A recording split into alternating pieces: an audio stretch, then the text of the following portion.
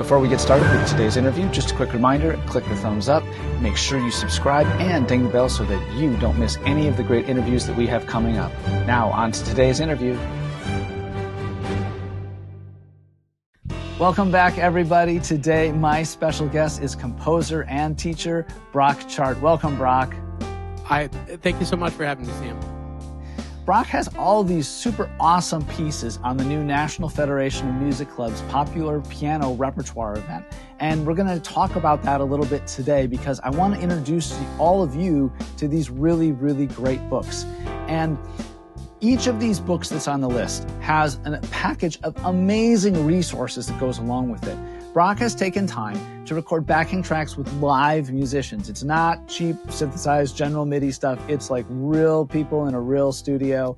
And each one also has a version that has the piano solo along with the backing tracks. It has the piano solo alone. It has just the backing track so students can play along with it. And then it also has each track played at an 80% speed and a 60% speed for practice. In addition to that, he's done the YouTube play along thing so you can actually see his hands on the keyboard. There is actually a colored keyboard above that where you can see exactly what is being played because a lot of students like to learn their repertoire that way. And then he has an extensive 10 to 15 minute video with teaching tips, walking students through exactly how to learn that piece. It's so helpful. It's amazing. It's all there. And so I can't wait to talk to you about these pieces. So the first books that I want to talk about are these books, Five Finger Jazz. There's two different books. There's a book 1, which spans late beginner to early intermediate, and a book 2, which is early intermediate and intermediate solos. So start talking to us a little bit about Five Finger Jazz. Yeah. So these were our very first two books we came out with in 2020. You know, I got tired of, a lot of the, especially like beginner jazz books, sounding bum, bum, bum, bum, bum for like, the whole book. There's bebop, there's swing, there's bossa nova, samba, blues, they're more modern jazz, doesn't even swing. Like there's so many different types of styles under that umbrella. And, my kids are super picky as well. And so I really wanted just like about any genre, any style that you can think of under the sun. And so every single book has 13 tunes. And yeah, I tried to cover just about any, in any style, that you can think of in jazz.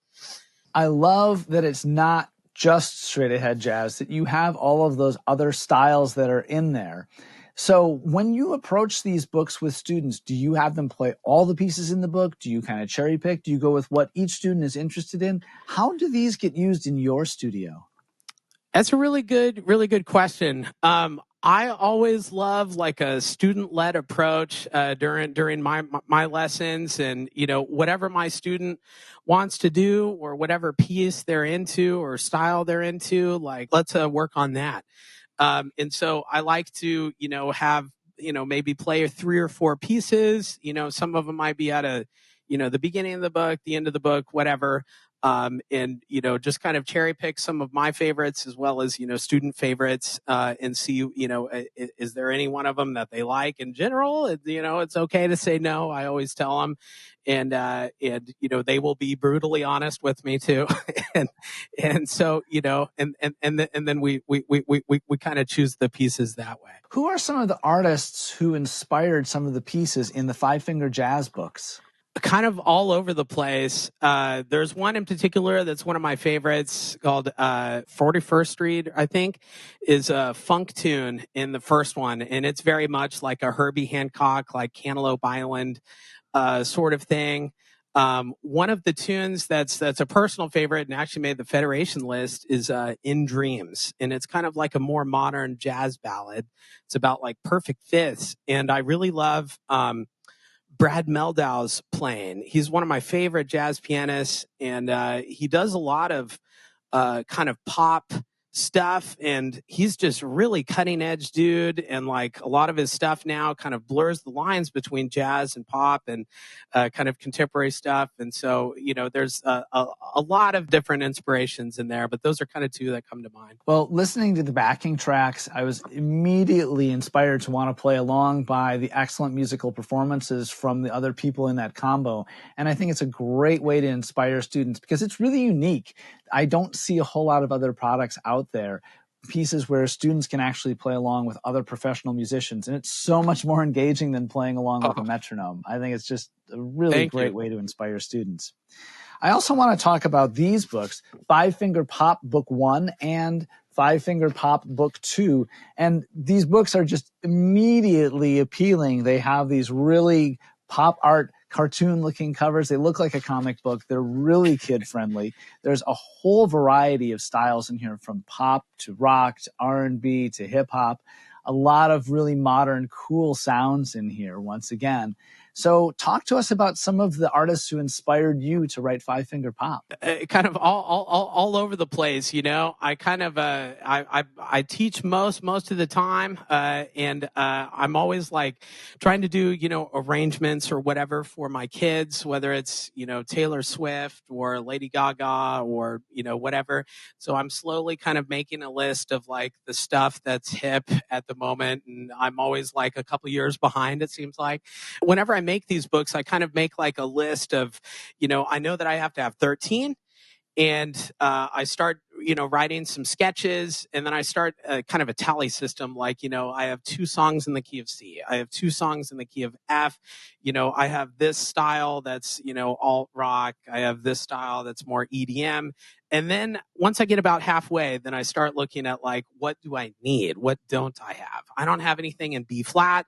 I have mostly fast songs. I need a slow thing. Like what are kids listening to that are, kind of slow? Band like the Chainsmokers is like really popular. And like, even some like stuff like, Taylor Swift is taking over the world right now. So like, I gotta, have some things like her.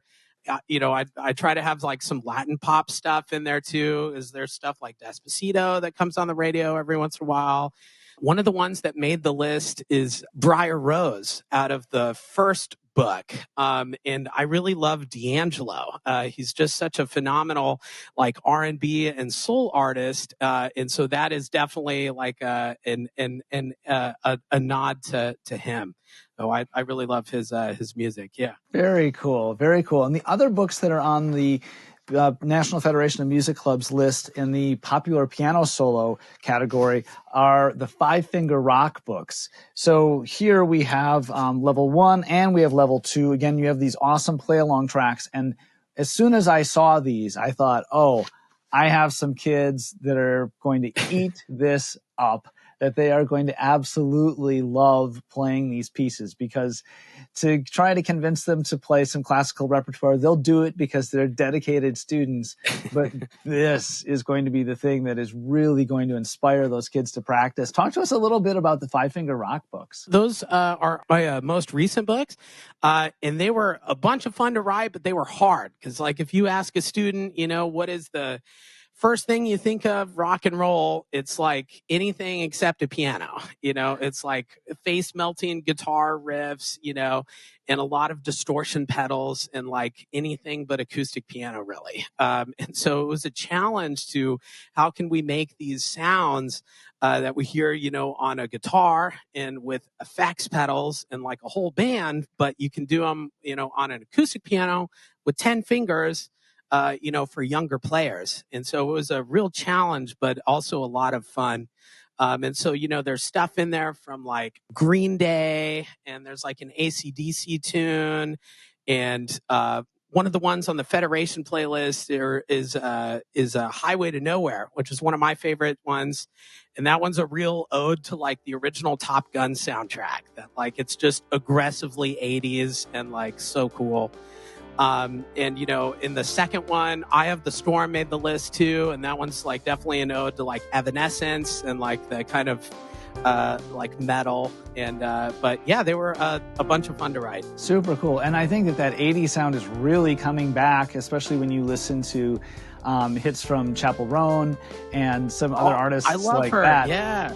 That's like, oh, that is, the first things I heard of hers, I thought, this is like my music. This is like from when I was a kid. This is instantly comfortable to me. So just super cool. It is. It's coming back. And even like The Weeknd like uses a lot of those like synthesizers. And it's just like, it's such a cool sound, and really neat to see those sounds like, have hit a whole new, generation of people. It's really neat. Absolutely. Well, I know that all of these five-finger rock, five-finger jazz, five-finger pop books are going to be enormous hits with our students at Federation Festival, playing in the brand new Popular Piano Solo repertoire event for the first time. So thank you so much for being here today. My guest has been composer and teacher Brock Chart. Thank you, Brock. Thank you so much for having me, Sam. I appreciate it.